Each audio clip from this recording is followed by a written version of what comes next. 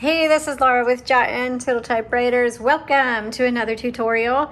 Today I have a 1963 Royalite, and you'll notice it says Royalite 64. And so it was actually manufactured in 63, but I suspect 64 was when it hit the store shelves. So,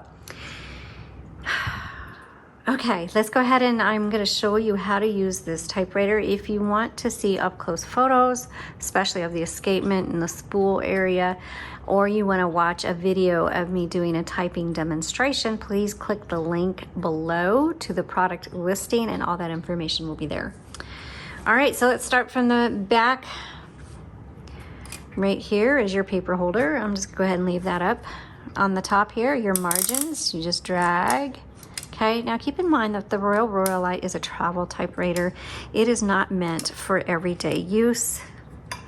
Oh, my hands are slippery because of the cleaning solution that I just was using. And dang it, I need to go wash my hands, but we'll just keep going. I forgot what I was saying. Oh, travel typewriter. So this is not meant for everyday use.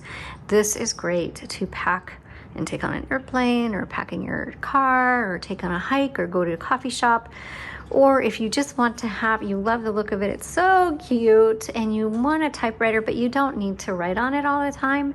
You just maybe want to do an occasional letter or something, or a journal entry, then this would be great for you. But this is not meant for everyday use. Okay, carriage here. Your carriage release is right here on the right side. You can hear the bell, hopefully on yours. If you have one, I hope it's still in really good condition. This one is in great condition. This is your paper release, which releases the tension on the paper. And what that means is when you go to load your paper, you just set it here, turn the handle, and you'll see it loaded crooked, which happens.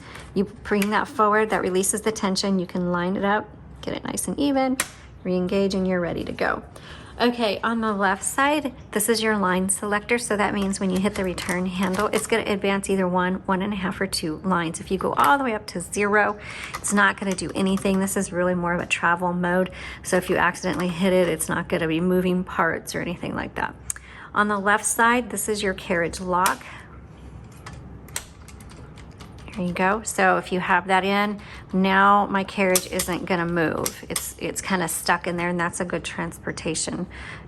We just lock it if you're moving around. Then you unlock it. You're good to go. On the right side is your color selector between red and black. White is in the middle, and that is stencil mode. You're not going to use it, and it's not going to type well on that mode. So it has to be solidly on red or black. Okay, to get into it, you just pop the top off, and it kind of have to do, I don't like the Royalites because you can bend this easily. I don't like doing these. Okay. So I got it off, but I had to kind of hold it on its side and pull. I don't like doing that because I'm always afraid I'm gonna break it, and it does feel like you're gonna break it, but it does just snap off. And you kind of, when you put it back on, you kind of put it in and snap down. And so the same thing, you're supposed to like snap up, but I'm gonna be honest, it's a pain. So just be careful with it. And like I said, I had to kind of take it to the side and tip it to the side to get some leverage so I could get that off. All right, inside is your ribbon spool. And we have a universal ribbon, and you can get those on our website at jotandtittletypewriters.com. We have a couple of options there. This is a 2 color, so when you do put it in, make sure black is on top, red is on bottom, and that it is threaded through all of the guide wires. I have a photo of this. If you go to the product listing link, you can reference that to see how to load your ribbon. To reverse the direction of your ribbon manually, either one of these double barrel things right here will reverse the direction of your ribbon. Okay, so let me put this back on. and it's going to be easier to put on than take off. So you just kind of find the grooves and then press down. And it's that getting that leverage to press up, but you'll get it. And I made a mess and I have to clean it. Okay, so here's your shift lock. This is your margin release, your backspace. So margin release is if when you get to the end, you're gonna find it's gonna stop on you, then you hit margin release, and then you'll be able to keep going.